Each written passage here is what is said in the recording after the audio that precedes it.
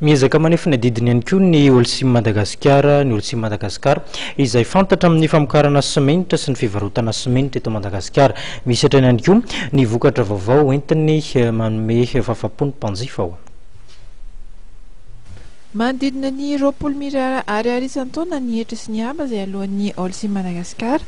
Raha araky ny tatra izay nataon'ny tale jeneraly ny orinasa ity, nandritra lanonana ny tanterahana ny zoma hariva teo teny amin'ny kalitaona nosy. Fantatra ihany koa fa ny 10 ariary isaky ny kitapon'ny simentra lafo dia atokany Holcim amin'ny fantanterahana tetika sasamihafa.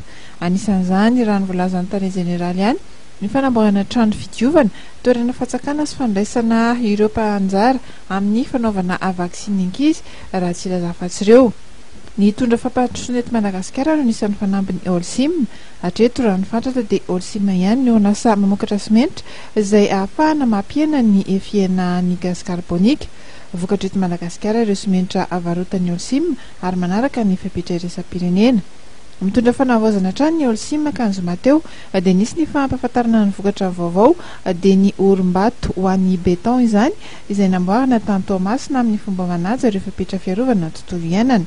Araka ny teny faneva hoe manorina mba haharitra dia tanjon'ny Holcim ny andray anjara mavitrika amin'ny fampandrosoana maharitra ireo vokatra ao aminy dia nokendrena mba hamaly ny filan'ny mpanjifa sy sisian'ny fiantraikany ara-toe-karena eo anivon'ny fiarahamonina.